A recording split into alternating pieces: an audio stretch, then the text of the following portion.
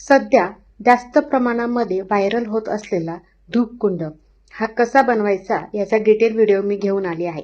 हा धूपकुंड आपल्या देवघरात असावा असं प्रत्येक महिलेला वाटत आहे. त्यामुळे विकत घेण्यापेक्षा याला घरच्या घरी कसं बनवायचं तेही फक्त 50 रुपयात. हो, मला फक्त 50 रुपये लागले आहेत. तर आपल्याला लागणार आहे हा क्ले. मोस्टली यालाच घेण्यासाठी आपल्याला पैसे लागणार आहे. हा क्ले कोणता आहे याची मी माहिती पुढे सांगणारच आहे.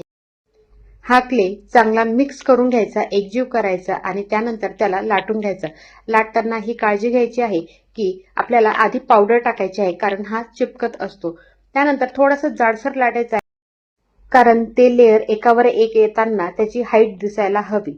आपल्याला आता मी इथं सगळ्यात मोठं खालचा थर हा 6 सेंटीमीटरचा घेतलेला आहे. त्यानंतर त्यावरती आपल्याला 4 सेंटीमीटरचा एक थर येणार आहे.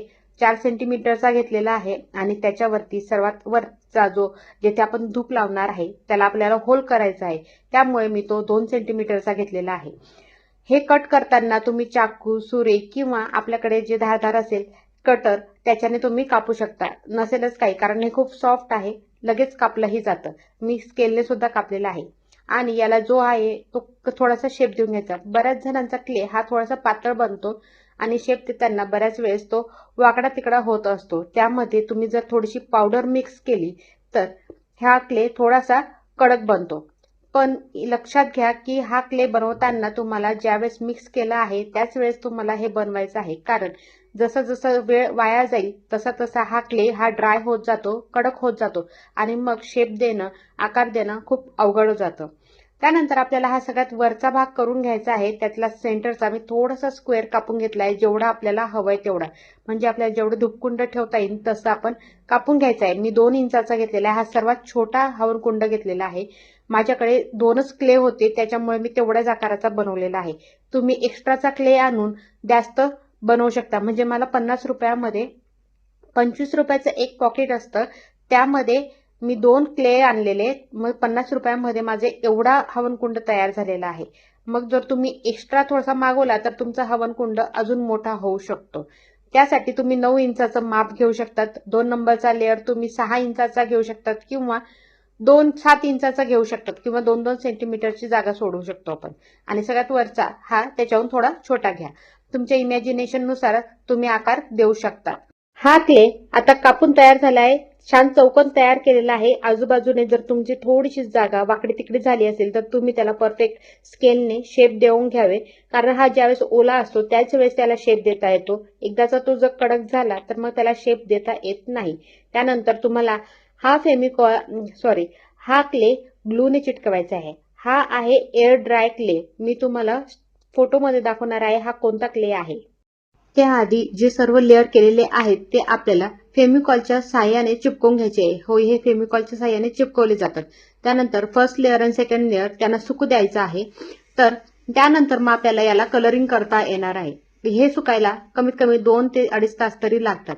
2-2.5 तासामध्ये मोस्टली सुकले जातात. जर आपल्याला खूप घाई असेल तर तुम्ही याला फ्रीझरमध्ये सुद्धा ठेवू शकतात किंवा थोडंसं पंख्याच्या हवेखाली किंवा थोडंसं कवळ्या उन्हामध्ये, म्हणजे जेथे ऊन खूप येत नाहीये अशा ठिकाणी ठेवावे, नाहीतर ह्याला तडे जातील.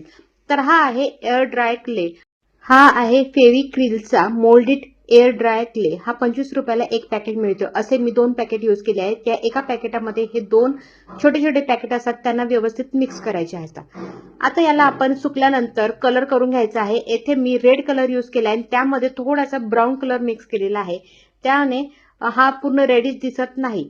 छान असा कलर मारल्यानंतर आपल्याला पूर्णपैकी कोटिंग करून घ्यायचे आहे. कोटिंग केल्यानंतर आपल्याला हवी ती डिझाईन करायची आहे. रेड कलरवरती व्हाईट कलरची डिझाईन खूप उठून दिसते, त्यामुळे मी व्हाईट कलरचे डॉट्स आणि डिझाईन केलेली आहे. लाल कलर पूर्णपणे सुकल्यानंतर त्यावरती व्हाईट कलरची किंवा आपल्याला हव्या त्या कलरची डिझाईन करायची आहे. बऱ्याच जणांना हे धूप कुंड आणि यामध्ये जे सूप आकाराचे धूप स्टँड आहे ते खूप आवडलेले आहे. मी एक कमल स्टँड सुद्धा बनवलेला आहे. कमळाच्या फुलाचा आकार आहे, तेही खूप छान आहे. तो व्हिडिओ पण तुम्ही नक्की बघा. प्रत्येकाला असं वाटतं की हा आपल्याला मिळावा, पण बऱ्याच जण काय करतात, घरी DIY करत आहे आणि ऑनलाईन विकत नाही. त्यामुळे तुम्ही ही प्रोसेस बघून घरी एकदा नक्की बनवून बघा. छान वाटेल. अतिशय सुंदर आणि सुबक असं हे धूप कुंड दिसतं.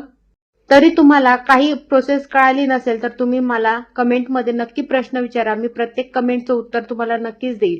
बघा, पूर्ण तयार झाल्यानंतर हे धूपकुंड कसं दिसत आहे.